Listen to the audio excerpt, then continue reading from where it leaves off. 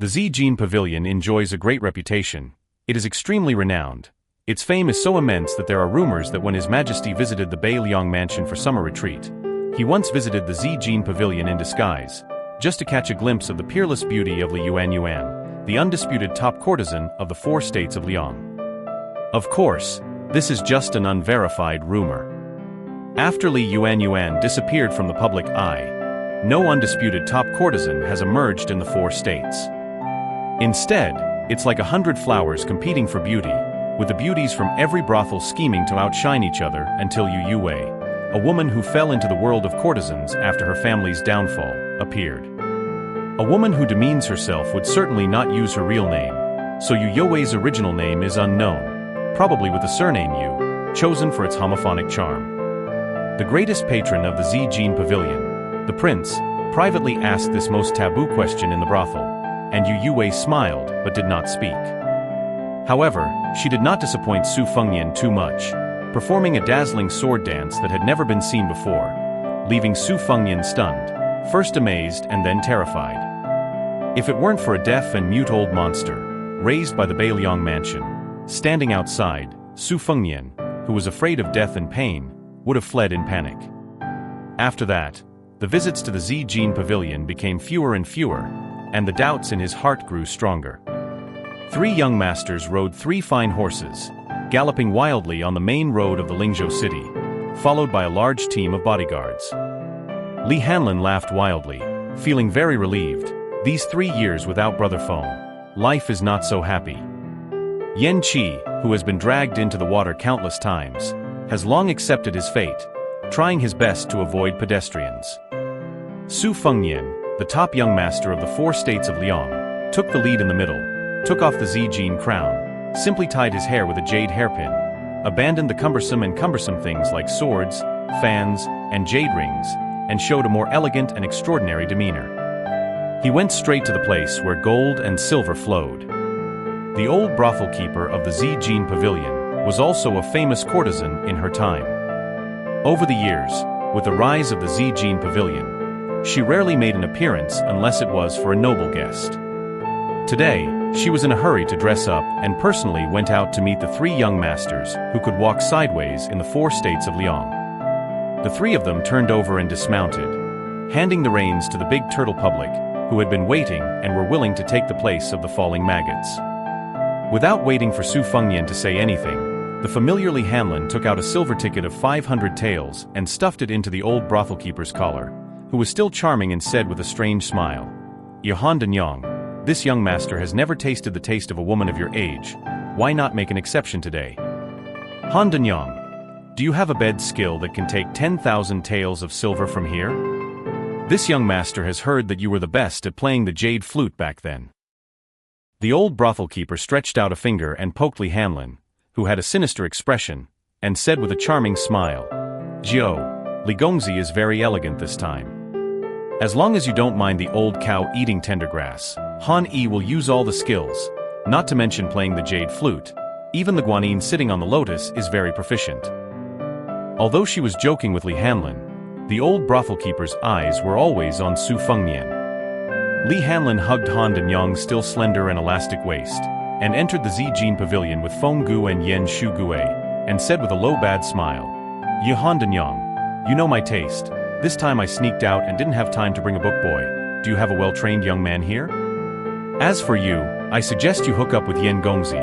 He is still a novice. As long as you can make him feel sore and unable to get out of bed, I will give you all the silver on my body, and I will also owe you 5,000 taels.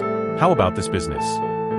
Of course, don't forget to give Yan Gongzi a red envelope of 66 taels afterwards." The old brothel keeper, who is not old but not old, said charmingly, "This is not good. The state governor will have to seal my Zijin Pavilion.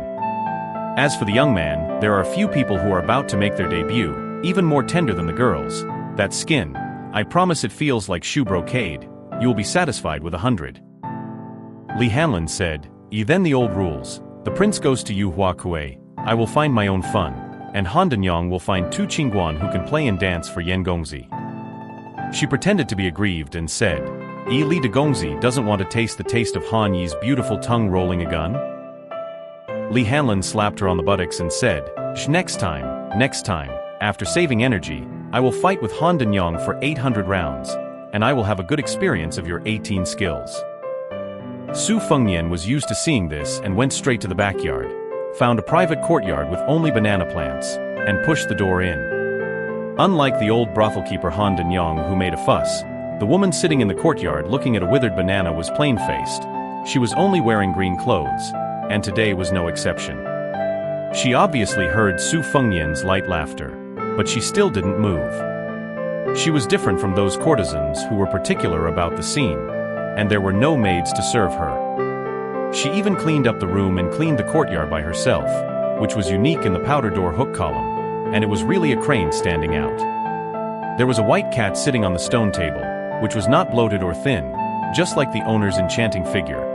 Adding or reducing a bit is not appropriate, and the white cat with a spiritual flow has a pair of eyes like rubies, staring at people, making people feel absurd and strange. The most clever thing is that this pet with snow-like fur is nicknamed Wu Meishang. Su Fengnian sat beside her and said softly, I just got back to Lingzhou, I slept well, and I came to see you right away. Yu Huakui reached out her slender hand and stroked Wu Meishang's head, and the little girl said angrily, Yue is just a woman in the dust. How dare I expect more? The first time, I just boldly mentioned to that prince that I wanted to be a concubine, and that person made a series of bad moves in a row, and I killed a big dragon. The second time, I just danced a sword dance, and that person didn't dare to stay in this courtyard for a long time. I don't know what kind of tricks this person will come up with this time, and he will not come again. It's hard to bear the favor of a beauty. Su Fengnian said indignantly, that guy is too much, timid as a mouse, and narrow-minded as a worm. Girl, you don't have to be angry for such a person. Next time you see him, you will hit him on the head. Yu Youwei's mouth slightly tilted up, but she deliberately said with a straight face, Iyo? Who are you, what's your name? Su Fengnian said shamelessly, Unfortunately, my surname is Su, and my name is Fengnian, the same name as that jerk, but I am 10,000 times better than him. Even if you say you want to be a concubine, I will take you home immediately without any hesitation. Yu Yue finally turned her head and looked at Su Fengnian, but this beauty with autumn water in her eyes did not have too much joy and excitement, and continued to look at the banana. It's too late, I'm going to Chuzhou tomorrow, that's my hometown, I won't come back after I go. Su Fengnian Edgar Lim. Yu Yue took back her gaze and stared at the inseparable Wu Meishang, and said bitterly, I regret it, but there is no regret medicine for us in the world. Su Fengnian was silent and frowned. Yu Yue leaned on the stone table and said, Prince, look, Wu Meishang is looking at the wall. Su Fengnian followed the white cat's gaze, looked at the not very high wall, there was no scenery, rubbed his cheek and said, the passers-by outside the wall listen to the beauty on the swing inside the wall, which is helpless, but I have entered the wall, how can you sneak out, isn't that more helpless? Yu Yue smiled and made a playful face, you deserve it. Su Fengnian was stunned, and he had never seen her lively and playful before. She used to be as quiet as water, and Su Fengnian always thought that even if Mount Tai collapsed in front of her, she would not change her expression, and he never thought that she would really become a beautiful concubine of a wealthy family. She is the most touching when she is a floating duckweed. If she becomes a fat courtyard banana, maybe there is no vitality. Su Fengnian cursed himself in his heart. He was a damn follower of fashion, and he learned bad from his father, the old guy, who put his own half-life military record in Tingchao Pavilion, together with the world-famous military classics, Sighing and Shameless. She held Wu Meishang in both hands and asked with her head down, Fengnian, will you dare to watch me dance with the sword one last time? Su Fengnian suddenly had a heroic spirit. Why not? Yu Yue said softly, there is really no regret medicine in the world. Su Fengnian said with a smile, it's worth dying. After a cup of tea, Yu Yue came out, and her beauty was unparalleled. She danced with a sword, taking the extreme edge, with red silk wrapped around her hand, and the end tied to the sword. In an instant, the courtyard was full of sword light.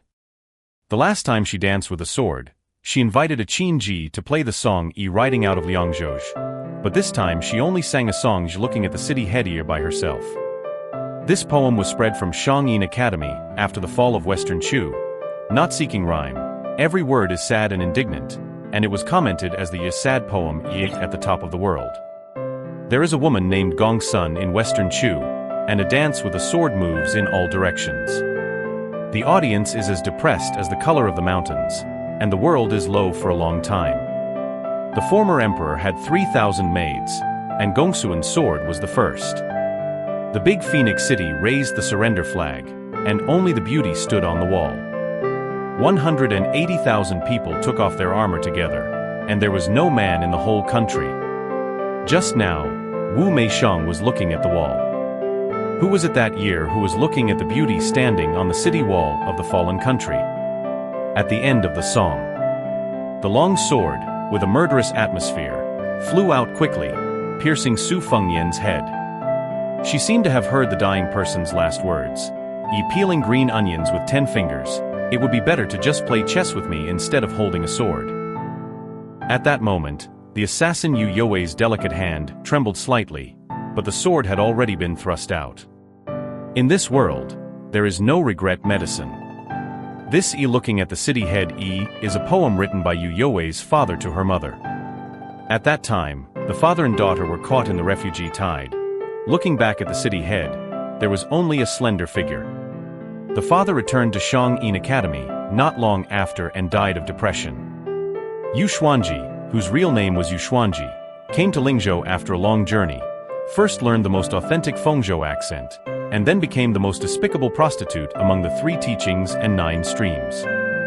Fortunately, she was outstanding in appearance and was cultivated into a top courtesan from the beginning, without having to do the flesh business that made her want to vomit. Then, she naturally met the prince who was looking for flowers and willows. Most of the time, she just played chess and played against each other. This son of the butcher was really not like his father.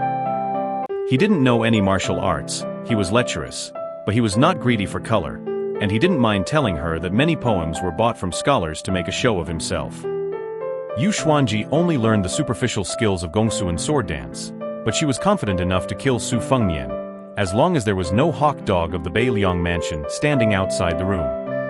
She didn't wait for the opportunity for 5 years. Then Su Fengnian disappeared for 3 years, and in another half-month, it would be the anniversary of his mother's death. Yu Xuanji was ready to go to the grave for a lifetime, but he came back, and there was no bodyguard nearby. Was there a divine plan? She asked him, "Dare to watch the sword dance?" He said, "It's worth dying." Assassinating the prince, Su Xiao, the most beloved son of the great pillar Su Xiao, she must die, and no one in the world can survive after doing such a thing. It's also good, there is a companion on the road to the underworld, and when he scolds and scolds, he will follow him. Yu Xuanji couldn't bear to look anymore. With a clang, the long sword, only an inch away from Su Fengnian's forehead, was broken into 2 sections, and Yu Xuanji opened her eyes, dazed and confused. She didn't know when there was a white-robed woman in the courtyard, and even she had to admire the beauty. Did the assassination fail? Yu Xuanji didn't know whether to be sad or relieved. There was still a sword in her hand, which was originally used to commit suicide to escape humiliation. She raised her hand and was about to wipe her neck, and she would be clean and dead. Unfortunately, Wu Meishang would become a stray cat, and that man also said that when the snow was on the ground, standing in the Ting Chao pavilion of the prince's mansion, you could see the most beautiful scenery. How beautiful is it? Without Su Fengnian speaking, Yu Xuanji, who was determined to become a dead space, was held by the woman in a white robe with a single hand, holding the cicada-winged sword blade, and took it away with a single pinch, and threw it casually, cutting a large area of banana. This is not enough. A knee hit Yu Hua Kuei in the abdomen, making such a pitiful beauty bow like a shrimp. Su Fengnian wanted to mutter a sentence. Why bother the beauty? But seeing the ruthless technique of Bai Hu's face, he knew to shut up. Then he saw the disheartened Yu Yue, although Su Fengnian, who was determined to die here, wanted to curse and then rush up and play a dozen big mouths. But he remembered that if he didn't endure a little, he would mess up the great plan of sharing a bed and a pillow. He took a breath, left the 4 states of Liang, and Su Fengnian was easier to die than to live, but within the territory of Liang, it was much harder to die than to live. You guys, like a group of carp crossing the river, really think that the father who is the great pillar and the king of Bei Liang is a pillow for embroidery. Moreover, Su Fengnian has tasted the hardships at the bottom for 3 years, and his mind has matured a lot. He was just puzzled by Yu Hua Kuei's inexplicable murderous sword dance. He was a prince who had been with his father and Yuan Zuzong, a group of top martial artists who came down from the battlefield every day. Although the prince had no martial arts, he had seen pigs run if he hadn't eaten pork. Back in Lingzhou, he just decided to take risks to determine what was in Yu Youwei's gourd, whether it was aphrodisiac, that would be the best, to carry home and have a good time with Yu Shui. If it was poison, I'm sorry, it was also carried over. But the end, what a man who has been holding a belly full of evil fire for 3 years can do to a beautiful woman who dreams of falling down. The only accident is probably the hand is by whose face, not the highest, most domineering, and most arrogant master of the house as agreed with his father in advance. Of course, looking at the situation, even if Bai Hu's face is not that high, it is quite high. Su Fengnian said with a thick face, Bai Hu's face, do you have any way to make her lose resistance, such as acupointing? Bai Hu's face nodded and said, there is a simpler one. He directly chopped a hand knife on Yu Hua Kuei's white neck and knocked her out. Su Fengnian's face was stiff, ran over to check her breath, and made sure she was not dead, and then snorted with pride. He looked up and saw that Bai Hu's face was gone, which was worthy of the master's demeanor. Su Fengnian carried the delicate body on his shoulder and carried it out of the Zijin pavilion. On this day, the news that Prince took Yu Hua Kuei by force began to spread wildly in Lingzhou city.